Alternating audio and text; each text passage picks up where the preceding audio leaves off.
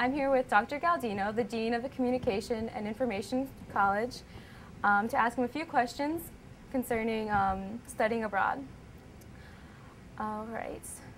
You were involved in the Study Abroad initiative in China, correct? Right. Why do you think it's important for students to have an experience abroad? Well, their work life. I mean, when they leave Kent State, their work life, if you're in communication or information, be it graphic design, public relations, journalism, whatever you might do, there's a very strong likelihood you are at least going to work with people from different cultures in the United States. But there's also a strong likelihood that you're likely to work in an international and intercultural environment. So the more experience you can get during your educational preparation for those jobs, the better your career is going to be. It's also likely that just as a social being in modern society, that you're going to come across people from very many different cultures because the demographics of this country is changing rapidly. So as an individual, I think it's important that you have an understanding of other cultures and other perspectives on the world. Good, good. What was your part in setting up the program in China? Well, it's a work in progress, our program in China. What we would like to do is have an exchange program where our students can study for up to 2 years in China, receive a degree from Kent State, and the Chinese students can study for up to 2 years here and get a degree from their host institution in China. Short of that kind of extreme measure, we hope to be able to just have either month-long exchanges or semester-long exchanges for students. Again, going both ways, Chinese students coming here and our students going there. Very good. That sounds like an awesome program. What kind of student do you think would benefit from it? Any student or any certain program? Well, I think any student would benefit in part just because of their own, the expansion of their own perspectives. But I think particularly students who are going to go to work for any sort of company that's going to have an international component, and most companies today do have an international component. Lots of news occurs in other countries. So any journalism students, public relations students, advertising students, well, basically any student in our college would benefit from that experience. I did read an article about the initiative in China, and that said the Chinese school that you visited was interested in our programs in communication. What interest did they express? Really in all of them, again. They are interested in our graphic design programs, our journalism, advertising, public relations, and in our applied communication program. And they're interested in those programs at the undergraduate level and at the master's degree level. Wow.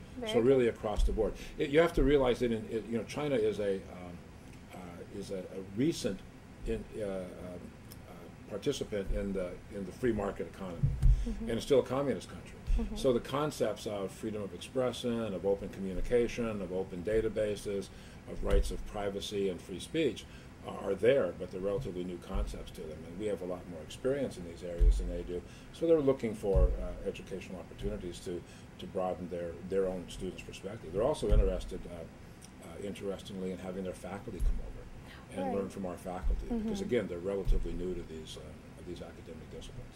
I did read that as well. Will that be happening this summer? Probably not this summer. That will probably happen next year. Next year. Okay.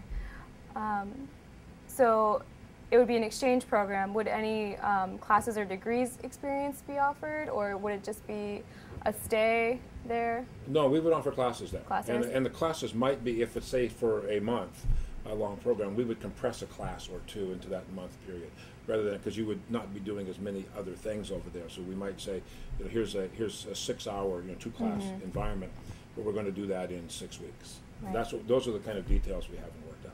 Or if you wanted to stay for a year, you take the normal 12 or 15 hours of their courses that would transfer back to Kent State, and vice versa. That is, they would come either for an intense, short set of courses that we would, kind of compress into long days, 4 days a week, or they would just come and be a typical, American student taking 12 to 15 hours. Very good, very good. According to the Kent Newsnet article by Michelle Bender, you said you'd like programs to be international in focus? Absolutely. Which programs were you talking about and why? Oh, all of them. I'd like all of our programs to have an international component. If I had my, well, that's going to be more difficult to achieve than an easy statement that I want them all to do that. For example, the news sequences, particularly the news sequences in print, they're going to pose a challenge, because while the Chinese students that will come here will speak good English, news writing is a particular form of writing, so even some of our own students struggle with translating good, say, essay writing into good news writing. So that'll be doubly difficult for a non-native English speaker. So we're going to have to find pathways so that they don't jump into classes as juniors and then not be successful, not because of their intellectual ability, but because just of their language skills. So those are going to be more difficult ones to create than, say, the more theoretical courses in comm studies that don't require that idiomatic writing perspective. So I think, but all of them, I think the graphic design programs, again, the public relations, the advertising, the broadcast, they're all there. Do you think employees or employers are looking for more culturally sensitive or aware persons or people with international experience as assets to their international businesses? Well, absolutely. I think, again, at two levels. Even within a company, we all know the demographics of the United States are changing. And to some extent, they change differently depending upon what part of the country you are at. So if you're on the West Coast, there's a lot of people, there are a lot of people from Latin or Hispanic backgrounds, but also a lot of Asians. In other parts of the country, it's more focused on Asian populations and so forth. So it might change slightly, but the company you're going to be working in is going to be a more diverse workplace today than it was 10 years ago. It's going to be a more diverse workplace 10 years from now than it is today. So they're going to want you to have those experiences, even if you're working every day in an office in downtown Cleveland. But so many companies are now opening offices or doing trade or having some sort of a exchange with other countries. So the more exposure you can have as a student, the more attractive employee you'll be. Absolutely, no question. Definitely. How do you feel about President Lefton's internationalization plan that he's talked about? Well, it's the same as mine. I mean, mine's the same as his. I should say, not his is the same as mine. We're completely on the same page. He knows, and I think he states correctly, that not only are you going to need those skills, but you're going to be competing in the job market with students from around the world because they can be applying for the same jobs in the same companies that you're applying for. So your ability to succeed is going to be dependent upon your ability to compete successfully. So absolutely, that international exchange, that international experiences are absolutely critical. Definitely. How is Kent State trying to promote the studying abroad? I know it's a bigger thing now with the internationalization plan that he talked about. What initiatives are they taking to get students interested in? Well, we haven't, because we don't have the formal programs in my college yet, we're not, we haven't yet started promoting them because it would be, build up interest and say, well, wait a year. So we really haven't. We'll be talking to our students directly from the classroom and from the classes that you take, because we'll be trying to recruit you, trying to encourage you to take those classes someplace else. And it's not just China. We're also looking at putting exchange programs or just study abroad programs in Florence. We're looking at doing them in Geneva, and I'm giving some consideration to look at them at communication capitals around the world. So there might be, I mean, Paris is one, Luxembourg is one, Frankfurt is one. So we don't want to, and obviously these are ambitious goals, and we're going to have to build them as we can. So we don't want to just look at one location. We want to find places where there are strong communication environments, and then have opportunities for our students to go there. So we'll bring classes there. We would hope not to just say, you as a comm studies major, head off to Bogota, good for you.